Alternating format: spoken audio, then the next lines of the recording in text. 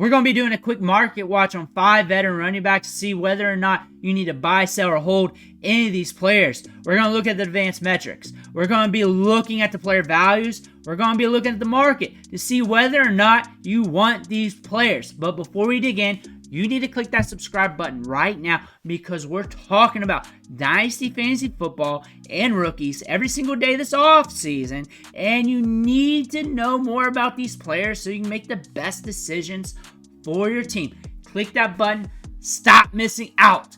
This is the market watch because we do not believe in buy, sells, or trades or holds.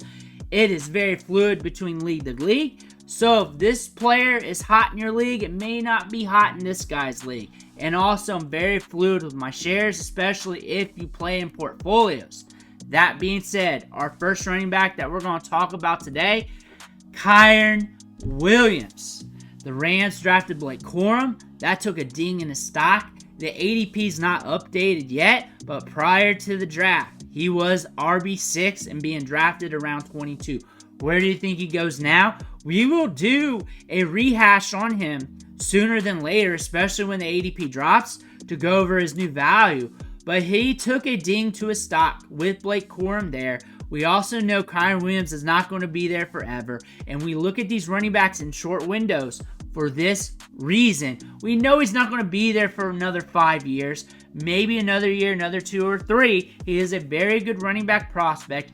He was also seeing way too many touches last year, was on the field way too much, got dinged up, and then they mentioned they wanted to slow things down, but they couldn't. It even ramped up on the tail end of the season. That's why Blake Corum was drafted. Blake Corum, a damn good talent. And then also the Cam Akers effect, where Cam Akers was a liability because he wasn't dependable. So they drafted the most dependable running back in the draft. Blake Corum runs everything to a T. And now they got 2 very dependable running backs that are good between the tackles, can catch balls out of the backfield, that can block their face off. And now these guys are pretty much the Spider-Man meme looking at each other. However, the price is what matters with Kerwynn Williams, because if he really goes to dumpster value, then you're buying in. If he hovers to a certain spot, RB12-ish, are you still buying? Are you still buying if he's a low-end RB1 because of the potential production, because he was very productive last year? Or are you fading? If you're selling, it's too late. It's too late. You're pretty much holding at this point. How low is he going to go? And that's going to be different from league to league and really depends on the veteran players that are overvalued on your team that you want to let go as well. Or a player that's a falling knife that you want to let go, that you need a running back for a 1-year window. I would look at him as a 1-year window. I would not be looking at him for 2 years because I think Blake Corum's going to ramp up. Running backs get hurt. And I'm not really too worried about 2024. Because of unforeseen instances, because that is part of the running back position. These guys are running into brick walls pretty much play after play after play, and they can get banged up, nicked up, the other running back stepping in. I'm not too worried about Kerwynn Williams. I am expecting a decrease in touches. I hope so, because he'll last longer anyways. If he keeps up with his workload, you're just going to get him giving you good RB1 production for X amount of time, and then it's gone. But the price is what matters here to me. If I'm catching him at RB1 value in startups or in trades, I'm not too interested. I'm really not. I'd rather fade and pivot to wide receivers. I'd rather play money ball at the running back position. The window's closing. If I need a 1-year running back, if I need a running back for the short term, then fine, but I'm playing at a discount. I'm trying to get him as cheap as possible, and I'm also looking at my roster. Who do I hate? Who's messing with me at this moment, and where am I at the running back position? Because if I'm good at running back, I'm not messing with my core of wide receivers. But if I'm hurting at running back and I want to catch a good veteran at a good price tag here, and I know I'm not going to have him forever, Kerwynn Williams, if I can get him at a discount, sure. But these numbers are not going to be here next year. The opportunity is not going to be the same. He's not going to get 228 rushes. He's not going to get all those targets. He's not going to get games where he's pushing 30 opportunities. That's way too much. 20's great. 20's great for him.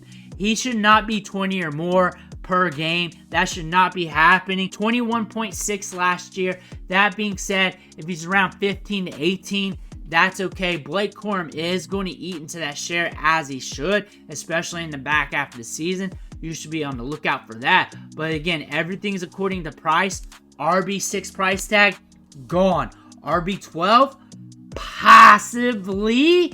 I want to buy cheaper than that, though. I want to get him as cheap as possible. Probably not going to happen. But again, we're kicking the tires, see what comes back at us. Javonte Williams, RB17 prior to the draft. They drafted Audric Estime, but that should not be a huge hit to his dynasty stock.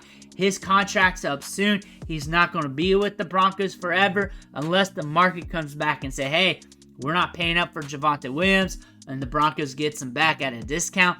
Audric Estime could be a guy that sneaks some touches somewhere in the middle of the year. Running backs do get hurt. Javonte Williams has an injury history. Not seeing a ton of targets out of the backfield, but the opportunity share is there at 57%.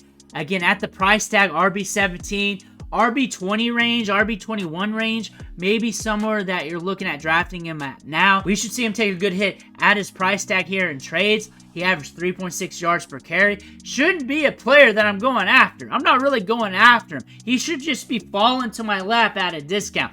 That's what I see out of him. He's falling in ADP. He keeps falling. The market's saying we don't like this guy. They should be saying that even more. At a certain price, I'll look at him. But also, we got questions with the offense, with Bo Nix, how this turnover is going to happen. The wide receiver depth chart's changing. This could be a very ugly team here in 2024. Are you really going to want the running backs? However, RB17, way too much. RB20 to 25 range, maybe, depending on the wide receivers that are there, depending on what other running backs are there. Maybe we want to look for upside. If you're looking for short-term touches, he might push for a 60% opportunity share in 2024. Might get you some pop-up production. Looking at what he did last year, would you want that? 11 points per game with some shoddy RB1 performances on the back nine. Do you want that? I don't know. I think I'm going to kind of fade for a little bit. Miles Sanders, RB63. We got Jonathan Brooks there, and Chuba was getting a lot of touches. He's dead to me. I do not want any part of Miles Sanders. I do not care how cheap he is. ADP of 205. I'd rather just latch on to younger players as a lottery ticket. I do not care about how good he can be in the passing game. I do not care about if he can transcend the back to what he was with Philly. I just don't care. I look at this. I look at the opportunity share. I look at the route participation rate. I look at the targets. It's really not doing anything for me. 10.7 PPR points per game. However, we just talked about Javonte Williams, points per game. He's not too far from him.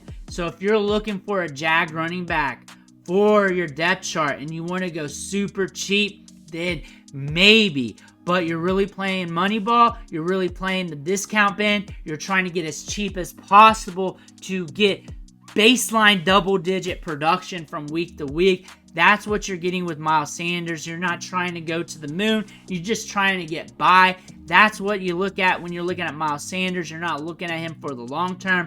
There's an out on his contract soon. He's not going to be with the Panthers forever. It's going to be the Jonathan Brooks show. They already said that.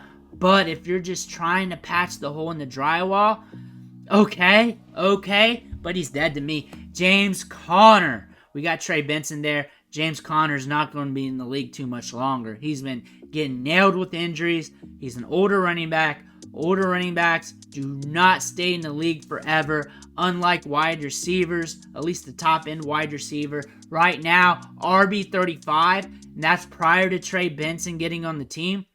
I think he's going to be a shade cheaper, and I like the discount there because he's still going to get opportunity. He's still going to get touches. He's still going to be a good guy to have on the back end of your roster for a year. For a year, nothing longer. If you can't handle for a year as a back end guy for potential production, then you don't want him. That is the story. That is the baseline there. So if you're a win now team, you need something on the back end that's super cheap to really fill things out, to get you some production. James Conner, RB35 or cheaper. That's the price tag. However, If you're middle of the road, you're rebuilding, he can't be on your team. He can't be on your team. He just can't be on your team. He just can't be there. He's not allowed there. He's too old. The production is not going to spike enough for him to be a sell.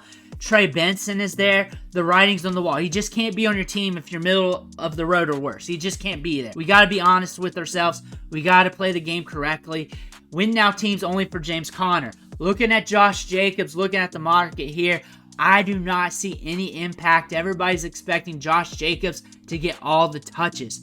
When I read Green Bay and their moves, especially with Josh Jacobs in the offense, they're going to run Josh Jacobs into the ground. They're going to run him into the ground until he's done, until he's cooked.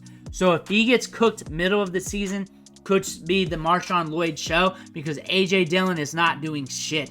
Josh Jacobs, though, is going to get every opportunity to touch the ball out of the backfield. He's going to be ran into the ground. I think RB12 is a great price tag. I don't see that moving too much. Actually, I see that moving up the closer we get to the season. So if you're going to buy, if you've been looking at him, if you're looking for a veteran running back, you better do it now. You better not do that tomorrow. Marshawn Lloyd, from what I'm reading from people talking about him on Twitter and everywhere else, not impacting Josh Jacobs' stock. If not, Josh Jacobs is impacting Lloyd's stock. They're going to run Josh Jacobs into the ground. If you need the production from that right now, you better get it right now before people realize, before the market realizes it, and his price goes up, and he may not be movable anyway in your league because whoever has him knows or has a good feeling that they're going to be doing that. So he's not going to be cheap.